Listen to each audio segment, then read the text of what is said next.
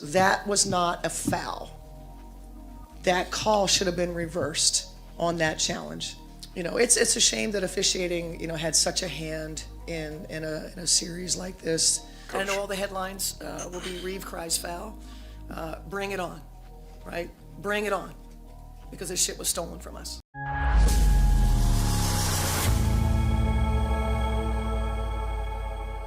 Imagine this. The WNBA Finals are on the line, and it feels like the outcome was decided before the game even started. Sounds unbelievable, right? But when Rachel DeMita dove deep into the game, she uncovered startling evidence that suggests the WNBA Finals were rigged. And it's not just a hunch. There's proof that will make you question everything you thought you knew about this championship. This video will expose the shocking truth behind the final moments of the WNBA Finals that left fans and players alike outraged. The stakes were high as the WNBA Finals came to a dramatic conclusion. Fans packed the arena, hearts racing with anticipation.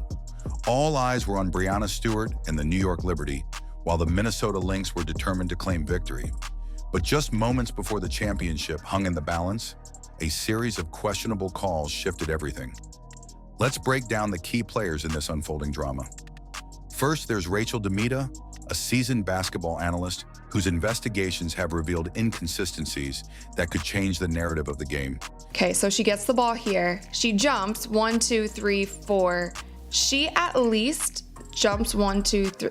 Oh my gosh. She at least takes 4 steps at minimum. She might have taken 5. She hops, stutter steps, and doesn't put the ball down until she gets in the paint. Then there's Brianna Stewart, a superstar in the league, whose pivotal moments in the game are now under intense scrutiny. Lastly, the referees, whose decisions seem more puzzling than ever. Now picture the scene. The tension in the arena is palpable. Stewart catches the ball at the three-point line. What happens next will have you scratching your head. Was it a travel? Did the referee miss a crucial call? These questions linger as the game hangs in the balance, setting the stage for an unforgettable showdown. As the clock ticked down, viewers watched in disbelief as Stewart appeared to take several steps without dribbling. It's a travel violation so blatant that you could hear fans screaming at their screens. Yet, not a single whistle blew. The lack of action from the referees was just the beginning. The real shock came when Elena Smith contested Stewart's shot. Fans could hardly believe their eyes when a foul was called, despite no contact being made. How could this be happening in a championship game? Rachel DeMita, with her extensive basketball background, couldn't hold back her frustration. As you can see in this photo here, which is right before Stewie goes up with the ball, Elena Smith is not touching her at all. Her body isn't touching Brianna Stewart. Her arm isn't touching Brianna Stewart. There was clearly zero contact here. Now, this play was challenged by the Minnesota Lynx and the refs reviewed it. And I honestly, if this were another time during the game, if this were in the second or third quarter, I wouldn't really have much to say about it. There is human error that comes with refereeing at any point in time during a game. But when you challenge something and you challenge a play that basically has the power to change the outcome of arguably the most important game for the entire WNBA season, and you do not overturn this call after seeing not only the travel that came before it, but then also the no contact when she went up with the ball, it's crazy. If this were on the NBA side, that referee would have been fired before the game even ended. She pointed out that such calls are rarely made, and even the commentators failed to provide context for the unusual ruling. And the funniest thing is that the commentators that were calling this game didn't even go into detail and talk about what that actually means, because I feel for most basketball fans, we don't hear not in legal guarding position often. This sparked a fire among fans and analysts alike, who began to dig deeper into the officiating. They found a troubling trend. The final free throw count revealed a staggering difference. The Liberty shot 25 free throws, while the Lynx managed just 8. This wasn't just a small gap. It was a canyon, suggesting something far more sinister. The inconsistencies didn't stop there. Napheesa Collier, a key player for the Lynx, faced relentless physical play throughout the game. She was hit, shoved, and pulled, without a single call made against the Liberty. Yet a light touch on a New York player would result in immediate whistles. The disparity was glaring, and even NBA superstars took to social media to voice their concerns. LeBron James tweeted about the officiating, stating it was unacceptable for the outcome of such an important game to be influenced by poor calls. Other players like Damian Lillard echoed similar sentiments, igniting a firestorm of outrage among fans and analysts. As the game unfolded, the tension escalated further. During the trophy ceremony, the commissioner of the WNBA wore a dress adorned with the New York skyline. The timing could not have been more suspect, raising eyebrows and sparking conspiracy theories among fans. Social media exploded with reactions, questioning whether this was a blatant display of favoritism. Critics argued that such an outfit choice during the finals was inappropriate, leading to doubts about the league's integrity. Then came coach Rachel DeMita of the Lynx, a legendary figure in women's basketball. Her post-game interview was nothing short of explosive. She didn't hold back, expressing her frustration with the officiating and questioning the consistency of the calls throughout the series. The intensity of her words resonated deeply with fans who were equally fed up with the perceived injustices unfolding in front of them. I know all the headlines will be Reeve cries foul. Bring it on, right? Bring it on, because this shit was stolen from us. Bring it on. Reeve challenged the league to examine their officiating standards, insisting that if they want to maintain credibility, they must enforce consistency for all teams. As the fallout from the game continued, the implications became clearer. The WNBA had just experienced its highest-rated finals in 2 decades, but at what cost? The future of women's basketball was now at stake, as fans began to lose faith in the legitimacy of the game. The very essence of the sport hung in the balance, with questions about what this meant for the league's growth and credibility looming larger than ever. The world of basketball was now watching closely, eager to see how the WNBA would respond to the controversy that had erupted. Would they address the concerns raised by players and fans? Or would they sweep it under the rug and risk alienating a passionate fan base? As the dust settled, the reality of the situation began to sink in. The discussions surrounding the officiating and the perceived bias had ignited a firestorm of debate. Fans and analysts were left wondering, could the integrity of the league survive such glaring inconsistencies? The WNBA faced a crucial moment in its history with the potential to either emerge stronger or falter in the eyes of its supporters. The challenge was clear for the league's leadership. They needed to address the fallout from the finals decisively. Would they implement new officiating standards? Would they acknowledge the widespread concerns raised by players and fans alike? Or would they remain silent, allowing the narrative of a rigged game to fester and grow? As the basketball community continued to grapple with the implications of the finals, the conversations surrounding the WNBA's future became increasingly urgent. The stakes were higher than ever, and the pressure was mounting on the league to restore faith among its followers. In a world where perception can quickly become reality, the WNBA stood at a crossroads, with the potential to redefine its path moving forward. But what happens next?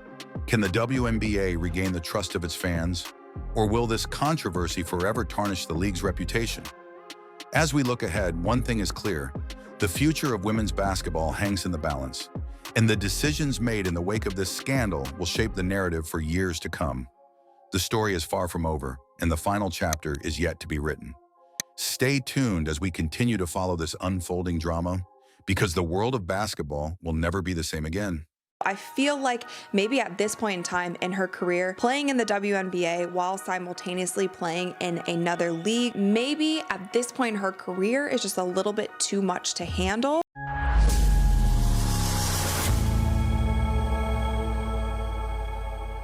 Imagine stepping into the spotlight, not just as the most talked about rookie, but with the weight of history on your shoulders. Caitlin Clark shattered records in her rookie season, but the real story?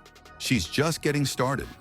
With bold contract offers on the table and a relentless hunger to push her game to new heights, Clark's journey is only beginning. But with great success comes even greater challenges and tough decisions.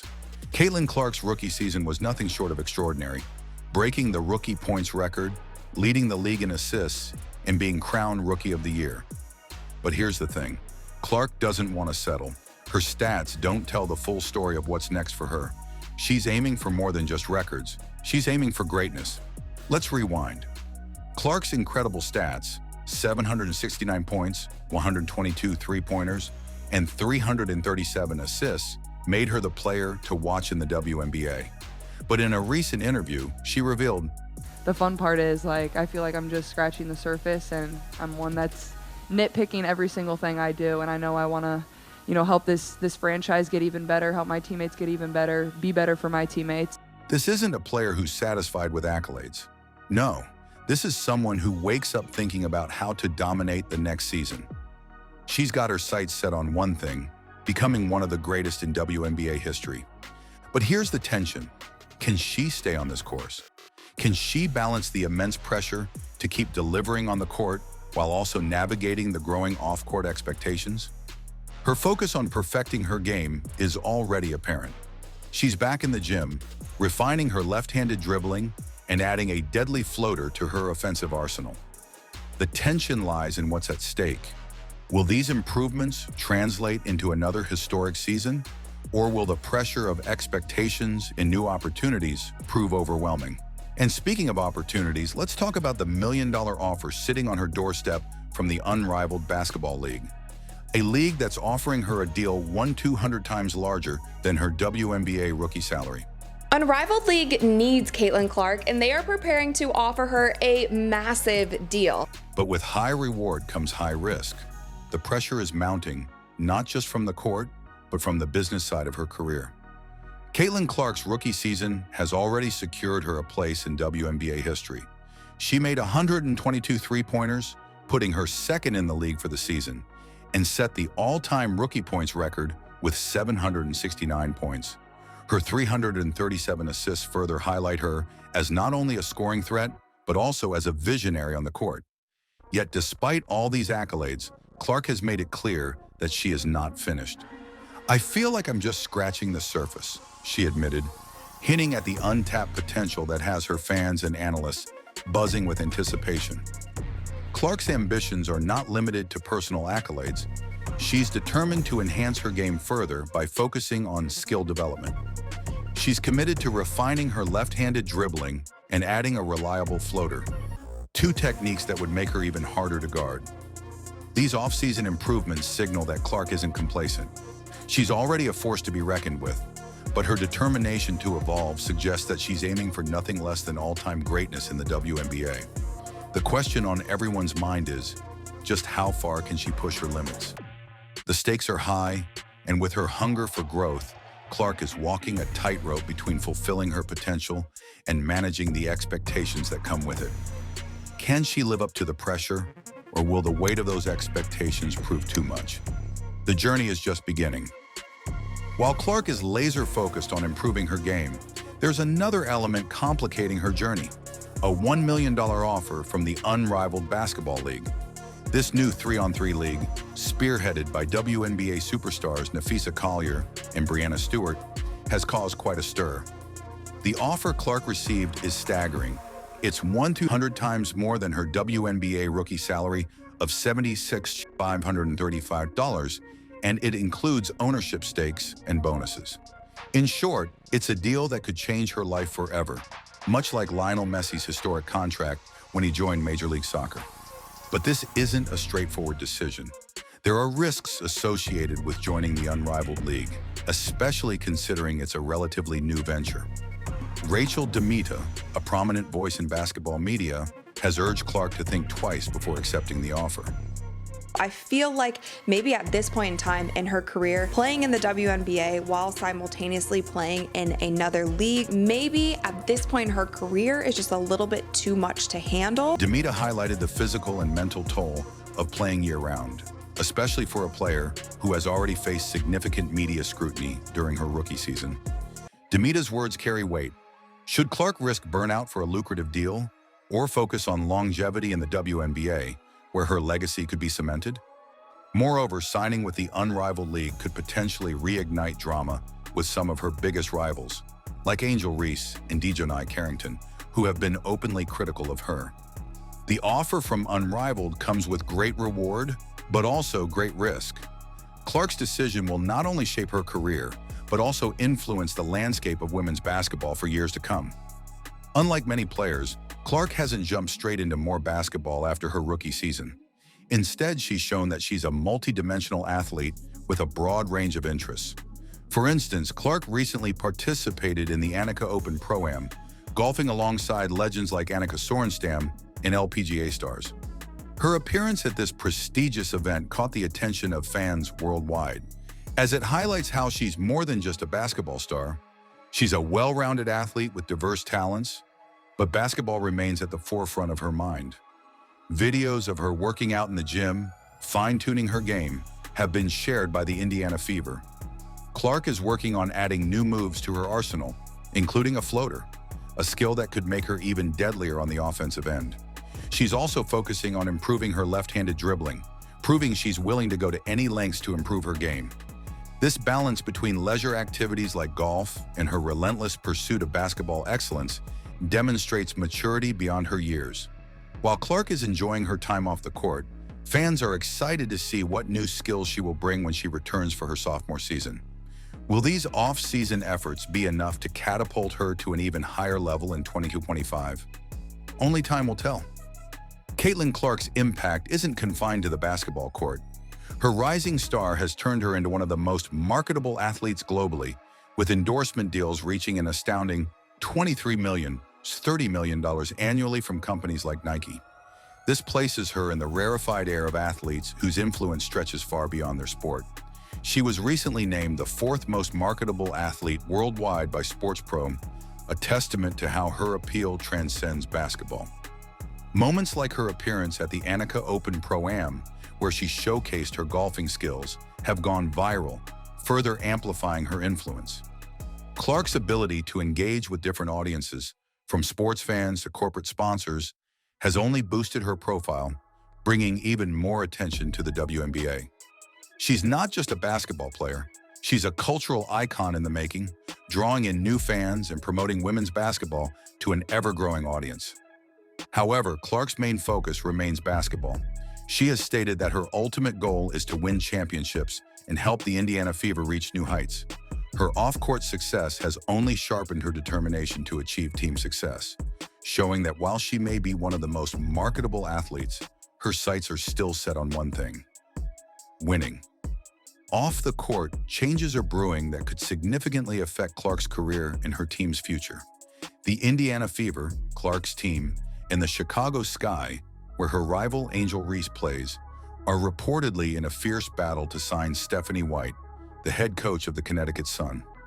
White has been one of the most successful coaches in the WNBA, leading the Sun to back-to-back playoff appearances and winning the WNBA Coach of the Year award in 2023. The stakes are high for both teams. The Fever are building a young core around Caitlin Clark and Aaliyah Boston, and a coach like White, who has ties to Indiana, could be the missing piece that propels them to a championship. On the other hand, the Sky are undergoing a rebuild, hoping that White can help turn around their fortunes after a disappointing 13-27 season. Who White chooses will play a crucial role in the trajectories of both teams. Will Clark's Fever get the coach they need to make a serious playoff push, or will her biggest rival, Angel Reese, be the one to benefit from White's experience? This coaching change could be pivotal in shaping the future of the WNBA, particularly for its rising stars. The landscape of the WNBA is changing, and it's players like Caitlin Clark and Angel Reese who are at the forefront of that transformation. The Women's National Basketball Players Association, WNBPA, has opted out of the current collective bargaining agreement, CBA, seeking better compensation and improved working conditions for its players. Despite the league's record-breaking growth in attendance and television viewership, player salaries remain relatively low. Rookies like Clark earn around $64,154, while the league's maximum salary is capped at $241,984. This often forces players to seek additional income by playing overseas during the off-season. Clark and Reese have been vocal advocates for better pay and benefits, and their influence has been instrumental in bringing attention to these issues. The stakes are high. If negotiations for a new CBA fail, the players are prepared to strike, which could shut down the WNBA after the 2025 season. As one of the most prominent players in the league, Clark's voice will undoubtedly play a significant role in these negotiations. Will the WNBPA secure the changes they're seeking, or will the league face a work stoppage that could halt its rapid growth? The future of the WNBA hangs in the balance. Caitlin Clark's potential involvement in the unrivaled league has sparked a significant amount of controversy. While many see the $1 million offer as a testament to her marketability, others have expressed concerns about fairness and favoritism. Analysts like Roberto Rodriguez have raised questions about how other WNBA players, particularly those who have had past tensions with Clark, might react to her receiving such a lucrative deal while they continue to earn far less. These concerns have resonated with a faction of fans, many of whom have taken to social media to express their outrage. Some fans accuse Clark's supporters of perpetuating a superiority complex, which they believe is harmful to the league's image. There's also been an undercurrent of racial tension, with some fans pointing to disparities in how players like Clark, who is white, are treated compared to players of color, like Angel Reese. The division is palpable, and it adds another layer of complexity to Clark's decision. Will she take the deal and risk alienating a portion of the WNBA fan base? Or will she stay loyal to the league that made her a star? The decision is fraught with consequences, not just for Clark, but for the WNBA as a whole. But what happens next? Will Caitlin Clark step into the unrivaled league, defying the critics and pushing the boundaries of what it means to be a WNBA star? Or will she turn down the offer, focusing solely on her development with the Indiana Fever and her quest to lead them to a championship? The tension is palpable, the decision's critical, and the stakes couldn't be higher. Clark has made it clear she's not done evolving. Just scratching the surface, she said. But how far will she push herself? What will happen when her rivals, like Angel Reese, rise to challenge her next season? And with the WNBA's future hanging in the balance, will Clark be the key figure who navigates this new era of women's basketball? The story of Caitlin Clark is far from over. With her name attached to rumors of striking million-dollar deals and pushing for WNBA reform, we are left wondering, what will Caitlin Clark choose? And how will it reshape the future of women's sports? Only time will tell, but one thing is certain. Caitlin Clark is just getting started, and the best is yet to come.